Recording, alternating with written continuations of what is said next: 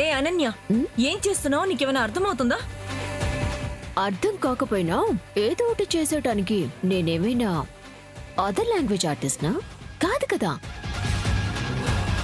పాలు తాగాను, స్వీట్స్ పళ్ళు తింటున్నాను.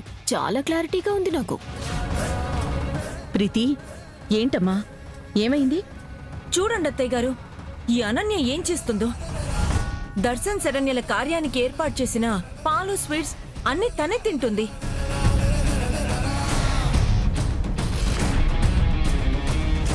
ఏ అనన్య, ఏంటే నువ్వు చేస్తున్న పని? ఇలాంటి పిచ్చి పనులు చేయడానికి కొంచెమైనా బుద్ధుండకల్లా?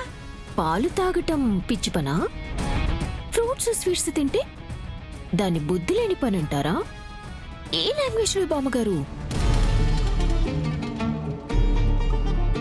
అనన్య, నిన్ను ఈ ఇంట్లో ఉండనిచ్చింది ట్రీట్మెంట్ కోసం, కాలు బాగుపడటం కోసం. ఆ కారణాన్ని అవకాశంగా తీసుకుని పిచ్చి వేషాలు వేస్తే పద్ధతిగా ఉండదు. ఏమనుకున్నావు? అత్తయ్య గారు, పద్ధతులు సిద్ధాంతాలు అంటూ పాయింట్లు బాగానే చెప్తున్నారు. కానీ పాయింట్స్లోనే మరో పాయింట్ ఉంది. మీరు నాకు యాక్సిడెంట్ చేశారు.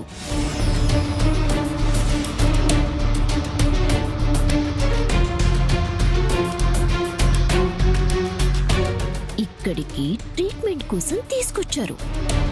మరి త్వరగా నేను రికవర్ అవ్వాలి కదా. రికవర్ అవ్వాలంటే మీరు నాకు సరైన పోషకాలున్న ఫుడ్ పెట్టాలి.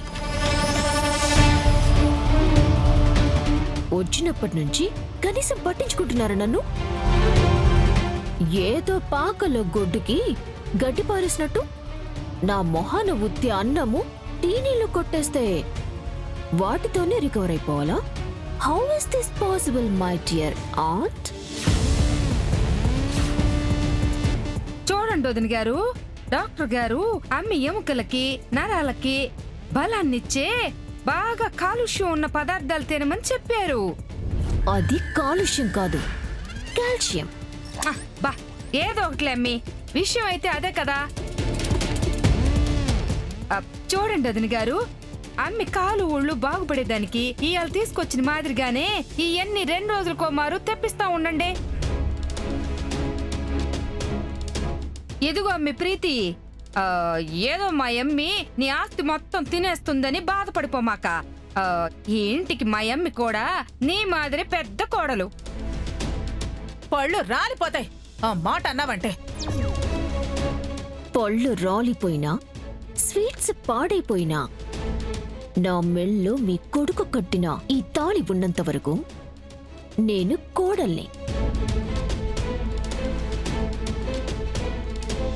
అందుకేగా ఈ ఇంటితో నాకు ఆ బంధం ఉండబట్టేగా యాక్సిడెంట్ చేసి నా ప్రాణం మీరు తీయబోయారు. అనన్య, ఈ విషయాన్ని ఎక్కడి నుంచి ఎక్కడికి తీసుకెళ్తున్నావు? వేషాలేస్తున్నావా? నా మానాన్ని నేను పద్ధతిగా పాలు తాగుతూ స్వీట్స్ ఫ్రూట్స్ తింటుంటే ఆ చిన్న విషయాన్ని ఇంత విషమంగా మార్చింది నేనా, ఈ ప్రీతినా? అనవసరంగా నన్ను స్క్రాచ్ చేయొద్దని దీనికి చెప్పుకోండి. అంతేకాని మా మనోభావాలు దెబ్బతినేలాగా మీరు మాట్లాడితే మేము ఒప్పుకోం. అమ్మి, ఏళ్లతోటి ఇంకా మాటలేంది. ఒంట్లో శక్తిని తేమని ఎందుకు పోగొట్టుకుంటావు చెప్పు. వీటిని తింటూ డాక్టర్ ఇచ్చిన డైట్ ని ఫాలో అయిపోదు పద.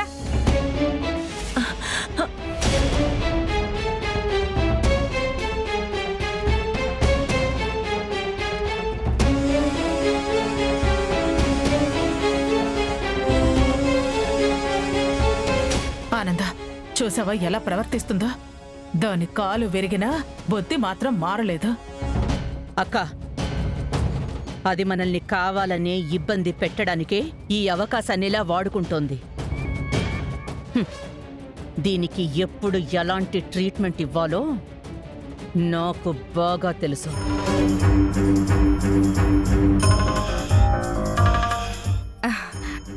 అమ్మి, వాళ్ళ శోభనానికి తెచ్చిన వీటిని లేకుండా చేస్తే జరిగే కార్యం ఆగిపోద్దా? డిస్టర్బ్ చేయటం మొదలు పెట్టాం కదా, కార్యం ఆగే వరకు ఇదే కొనసాగిద్దాం. రక్త కన్నీరు సృష్టిస్తాం. ఒక్కొక్కళ్ళకి.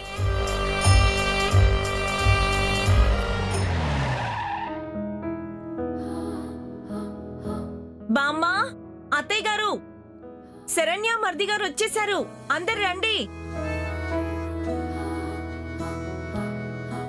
అక్క, ఏంటి హడావిడి?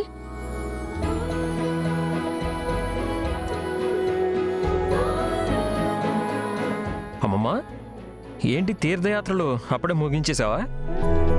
మధ్య నుంచే వచ్చేశాను మనవడా. ఎందుకు? ఆ యాత్ర కన్నా ముఖ్యమైన మరో కార్యక్రమం ఇక్కడ జరిపించాల్సిన పని పడిందిరా. అందుకనే వచ్చాను. ముఖ్యమైన కార్యక్రమమా? ఏంటి బామ్మ అది? మీ మొగుడు పెళ్లాలతో దాంపత్య వ్రతం జరిపించాలి. మీ పెళ్ళయ్యే ఏడాది గడుస్తున్నా ఇంకా మీరు అసలు ఆ వ్రతం చేయలేదంట కదా.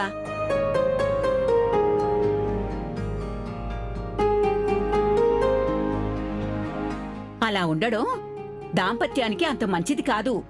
అది అరిష్టంతో సమానం. బామ్మగారు, మీరు చెప్తున్న ఈ దాంపత్య వ్రతంలో మేం చేయాల్సిందేంటి? మనసా వాచా కర్మణ. నేను వ్రత సిద్ధాంతం ఏం చెప్తే మీరది చెయ్యాలి. 7 అడుగుల బంధం ఒక్కడుగు దూరంలోనే ఆగిపోయిందని నా మనసు కనిపిస్తుంది. ఆ అడుగేనమ్మా ఇప్పుడు నేను మీతో వేయించేది.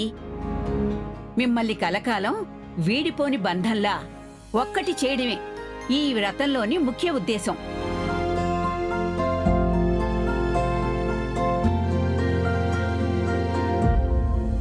అమ్మమ్మ, మీరు ఎలా చెప్తే మేము అలా చేస్తాం. అయితే వెళ్ళి స్నానాలు చేసి కొత్త బట్టలు కట్టుకురండి. మనం గుడికి వెళ్ళి తొలుత ఒక పూజ జరిపించి ఇంటికొద్దాం. అలాగే సరే అమ్మమ్మ. బామ్మగారు.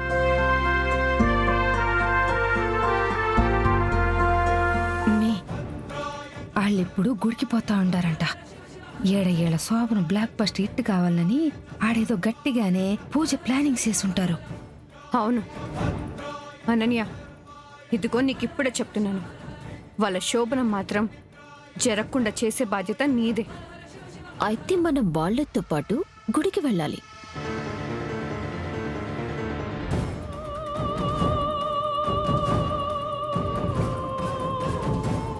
అనన్య, పనిలో పని నీ సంగతి కూడా ఈరోజే తేల్చేస్తాను.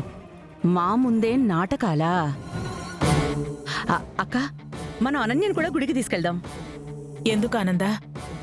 అనన్య కాళ్ళు త్వరగా బాగవ్వాలని ప్రత్యేకంగా పూజలు చేయిద్దాం. మనం ఇప్పుడు వెళ్తున్న గుళ్ళో ఇలాంటి సమస్యలకు కూడా ప్రత్యేకంగా పూజలు చేస్తారంటక్కా.